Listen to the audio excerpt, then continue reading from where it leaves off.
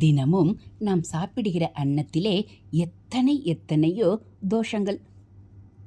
விளைச்சலில் தோஷம் இல்லாவிட்டாலும் அதை விற்ற வியாபாரி மனசில், சமைத்தவர் மனநிலையில் என்ன ஓட்டங்கள் இருந்ததோ தெரியாது.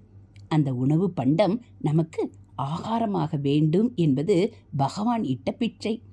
அதனாலே அதனை அவனுக்கே நெய்வேத்தியம் செய்துவிட்டு சாப்பிட்டோமானால் ஆகாரத்திலே உள்ள தோஷம் எதுவும் நமக்கு வராது. தெரிந்தோ தெரியாமலோ ஏதாவது தோஷம் இருந்தாலும் அது போய்விடும். அகத்திலே சமைக்கும்போது அதில் பெரும்பாலும் எண்ணத்தால் வரும் தோஷம் இருக்காது.